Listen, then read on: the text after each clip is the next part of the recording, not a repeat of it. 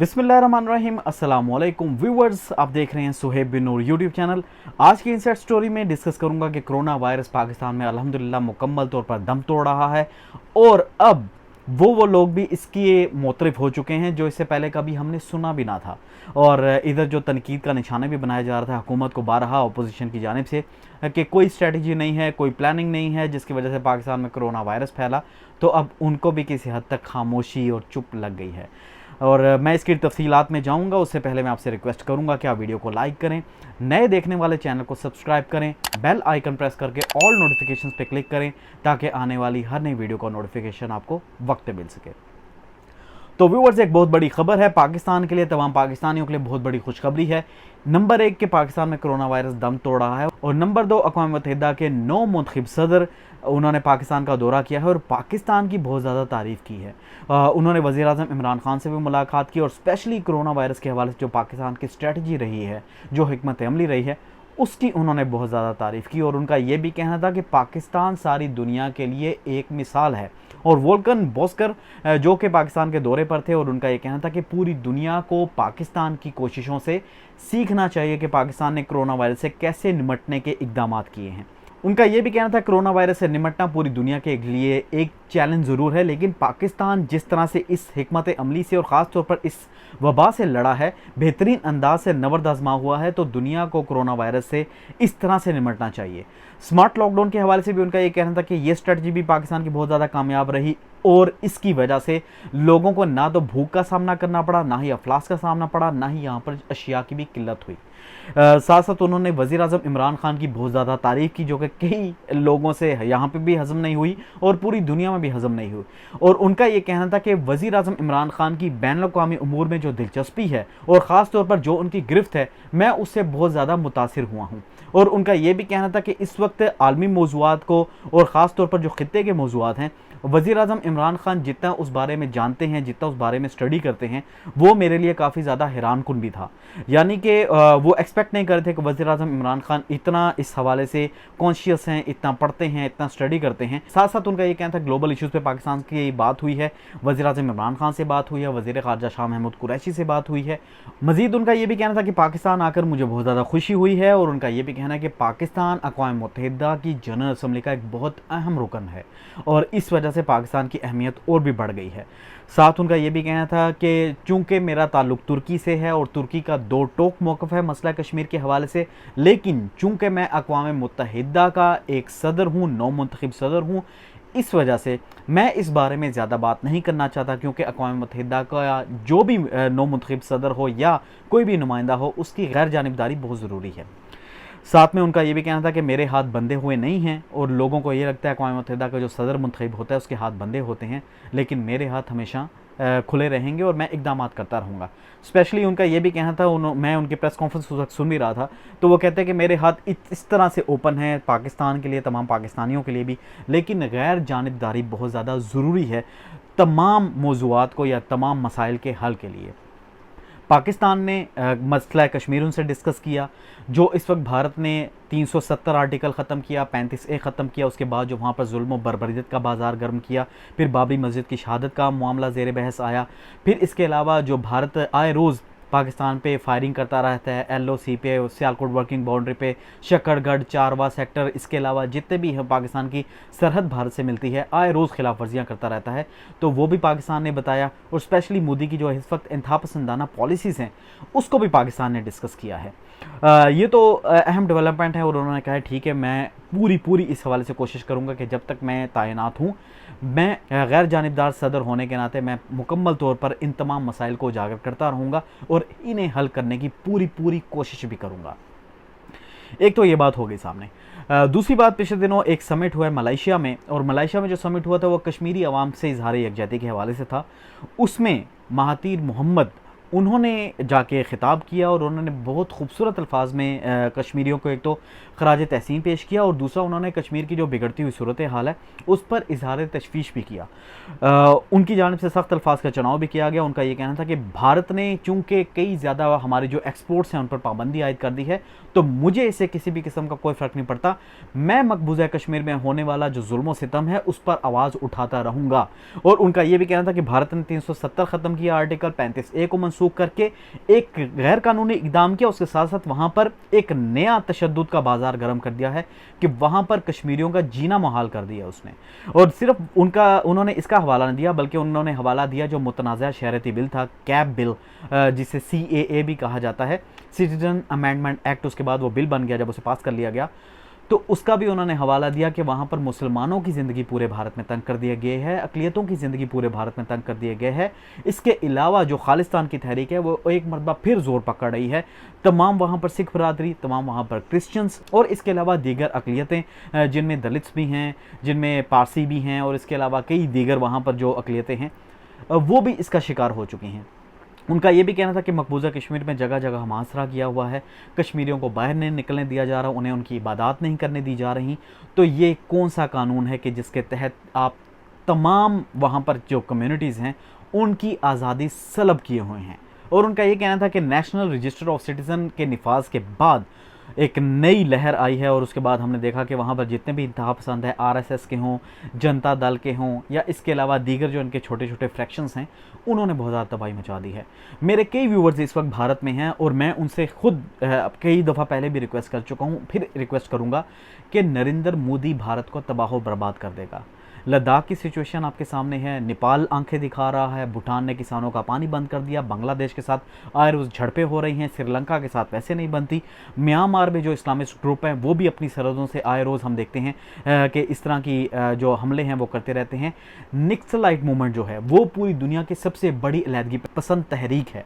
तो आप यहाँ से हिसाब लगा सकते हैं, नक्सल बागी हो गए, फिर इसके अलावा उत्तराखंड हो गया, झारखंड हो गया, आसाम हो गया, हिमाचल प्रदेश, अरुणाचल प्रदेश, उत्तर प्रदेश, जूनागढ़, गुजरात, ये तमाम वो इलाके हैं जहाँ पर फसादात हैं।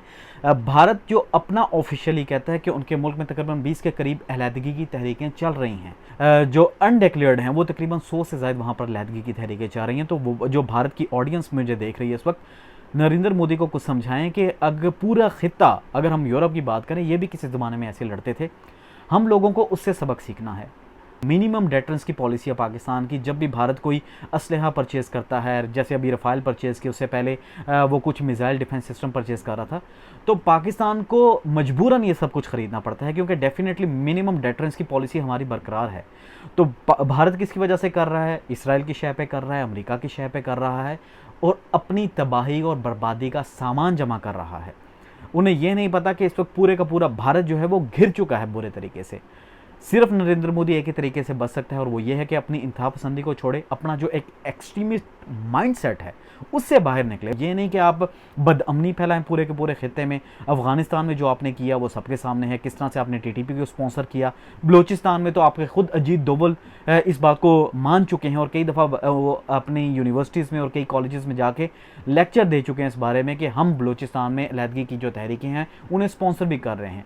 कुलभूषण यादव को यहाँ से पकड़ा गया, वो सबसे बड़ा सबूत है। फिर इसके अलावा APS का वाक़या, उसके अंदर भी इनके सबूत मिलते हैं कि किस तरह से कनेक्शन था, जहाँ पर 144 के करीब बच्चों को शहीद कर दिया गया, बेदर्दी से शहीद किया गया। पाकिस्तान फिर भी खुले दिल के साथ हाथ बढ़ाता है, पाकिस्तान फिर भी चाहता है अमन की ख्वाहिश को हमारी कमज़ोरी मत समझा जाए। और अभी देख भी लिया, जब कुलभूषण यादव इधर पकड़ा गया और उसके बाद अभिनंदन से एक जाली सर्जिकल स्ट्राइक करने की कोशिश की गई, तो उसके बाद अभिनंदन को क्या हुआ था। तो मैं फिर कहूँगा, रफ़ाइल तो बहुत ज़्यादा कर रहे हैं, लेकिन रफ़ाइल को उड़ाने के लिए आपको पायलट्स चाहिए जो अप टू डेट आपके पायलट्स हों। डेफिनेटली अगर आपने यहाँ पर अभिनंदन को भेजा था तो वो भी किसी ना किसी हद तक कोई क्वालिफाइड होगा, लेकिन उसका क्या बना आपके सामने है। तो बजाय सर्व करने के पैसा अपने उन लोगों पे सर्व करें जिनके पास वॉशरूम्स नहीं हैं, उन लोगों पे सर्व करें जिन्हें पीने का पानी नहीं है, उन लोगों पे सर्व करें जो कि इस वक्त 70 करोड़ के करीब भारत के लोग जो हैं वो सड़कों पे सो रहे हैं। तो खुदारा उनका कुछ आप लोग एहसास करें। मुंबई की सड़कों में सुबह सुबह लोग सोए होते हैं, पूरे का पूरे मुंबई का बुरा हाल है, फिर दूसरे इलाकों का तो छोड़ ही दें।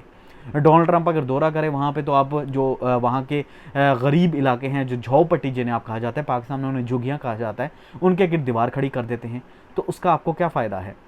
गंदगी ऐसे नहीं छुपती, गंदगी साफ़ करने से छुपती है। और जब तक लोगों का लिविंग स्टैंडर्ड आप रेज़ नहीं करेंगे, उसे बेहतर नहीं बनाएंगे, तो आपको कोई फ़ायदा नहीं है। अभी एक वीडियो आप सबसे पहले देखें, उसके बाद मैं बात करता हूँ इस पर।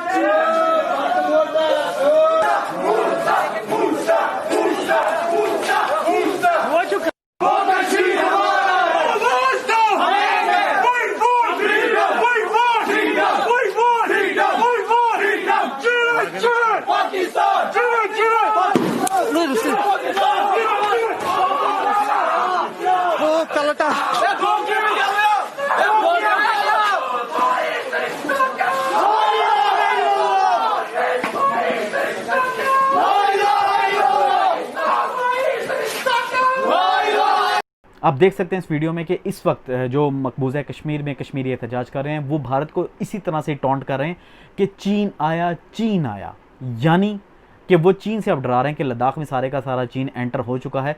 और नरेंद्र मोदी साहब आंखें बंद करके कबूतर की तरह बैठे हैं और कह रहे हैं कि यहाँ पे तो कुछ हुआ ही नहीं, चीन तो आया ही नहीं, ये सारा प्रोपेगेंडा है। तो खैर चीन घुसा भी और घुस के उसने मारा भी, और जो इनका एक डायलॉग है घुस के मारेंगे, वो भी हमने देख लिया किसने घुस के मारा। तो व्यूअर्स, साथ साथ मैं आपको ये बताता चलूँ कि कुछ बातें पिछले दिनों हो रही थी कि मईशत हमारी जो है वो तबाह बर्बाद हो गई। यहाँ पे कुछ प्रोपेगेंडा ये भी किया जा रहा था इमरान खान ने मईशत को तबाह कर दिया, यहाँ पर ताजरों का नुकसान हो गया, ये हो गया, वो हो गया, सब कुछ। छोटे लेवल के ताजरों का शायद इसमें नुकसान हुआ हो, जो बेचारे दिहाड़ीदार हैं, मज़दूर तबका है, स्पेशली जो रेडी बान हैं, उनका काफ़ी नुकसान हुआ होगा। लेकिन वो भी अल्हम्दुलिल्लाह काफ़ी हद तक कवर हो चुका है। महंगाई बहुत ज़्यादा है, इमरान खान को इस तरफ लाजमी तवज्जो देनी चाहिए, और ये जो बड़ी बड़े कार्टल्स हैं उनका खात्मा फौरी तौर पर होना चाहिए। लेकिन जो एक प्रोपेगेंडा पे प्रोपेगेंडा किया जाता है, पाकिस्तान की मैशत तबाह हो गई। अभी आपने 2 दिन पहले की मूडीज़ की रेटिंग्स देखी होंगी, उसमें पाकिस्तान की मैशत को बेहतरीन मैशत करार दिया गया है और उसे मुस्तहकम करार दिया गया है, जबकि पूरी दुनिया की मैशतें तबाह हो चुकी हैं कोरोना वायरस के सबब। इससे पहले फोर्ब्स, उससे पहले ब्लूमबर्ग, उससे पहले द इकोनॉमिस्ट, उससे पहले बिजनेस रिकॉर्डर, उसके बाद बिजनेस इंसाइडर, इन तमाम की वक्तन फ़वक्तन रिपोर्ट सामने आती रही हैं और इन्होंने बताया है कि पाकिस्तान की जो मईशत है, पाकिस्तान की स्टॉक एक्सचेंज है, वो कोरोना वायरस के होने के बावजूद एक्सेल कर रही है। सिर्फ ये अगर मैं बात करूं जो हमारी बड़ी दबी गुजरी है, उस पर सिर्फ जो जानवरों का था उस पर तकरीबन 100 अरब रुपए से ज़ायद का कारोबार हुआ है। तो हम अल्हम्दुलिल्लाह, जो लोग कहते थे कि हमारा कारोबार नहीं है, तो टैक्स से बचने के तो ये हरबे इस्तेमाल किए जा सकते हैं। तो व्यूवर्स, आने वाले दिनों में मज़ीद मैं आपसे बात करूंगा पाकिस्तान की मईशत पे, मज़ीद बताऊंगा कि तहरीक इंसाफ की गवर्नमेंट की कौन कौन सी इस वक्त कामयाबियाँ हैं और कौन कौन सी नाकामियाँ हैं जिन्हें फौरी तौर पर हल भी होना चाहिए। ये पाकिस्तान के लिए अच्छी खबर थी जो मैं आज शेयर करना चाह रहा था, और इंशाल्लाह आने वाले दिनों में मज़ीद जो अच्छी खबरें हैं वो भी मैं आपके साथ शेयर करूंगा कि पूरी दुनिया जो कोरोना वायरस की इस वक्त मोतरफ है और पाकिस्तान में बिला वजह की तनकीद का निशाना बनाया जाता है, तो हमें भी तनकीद बराए तनकीद नहीं करनी चाहिए। हमें तामीरी तनकीद करनी चाहिए जिसका फ़ायदा हमें भी हो, हुकूमत को भी हो, और जिसका फ़ायदा पूरे के पूरे पाकिस्तान को हो। ये नहीं कि बस तनकीद करते रहो और बस हमने एक ही चीज़ अपनाई हुई है कि बाल की खाल उतारते रहें। तो बाल की खाल भी उतारते हुए आप तब अच्छे लगते हैं कि आप तामीरी तनकीद भी साथ करें, कि आप उस बाल को सलामत भी रखें। तो बेहतर आपके यही हल होगा कि हर मामले में तनकीद करना ही सब कुछ नहीं होता, उसकी बेहतरी की जानिब अगर कोई मशवरा है वो लाजमी दें, वो लाजमी शेयर किया करें। यह था मेरा आज का मैसेज भी और एक खुशखबरी भी। कोरोना वायरस दम तोड़ा है, लेकिन एहतियाती तदाबीर अभी भी हमें अपनानी है। मास्क लाजमी पहनने, कोई वजह नहीं होता इसका, थोड़ी सी उलझन दिक्कत ज़रूर होती है, लेकिन अब मौसम भी चेंज हो रहा है तो मास्क लाजमी पहनें। स्टे होम, स्टे सेफ, अपना बहुत बहुत ख्याल रखिएगा। अल्लाह हाफिज़, फ़ी अमानिल्लाह। नाजरीन, वीडियो को लाइक करें, शेयर करें, चैनल को सब्सक्राइब करें और बेल आइकन का बटन ज़रूर दबाएं।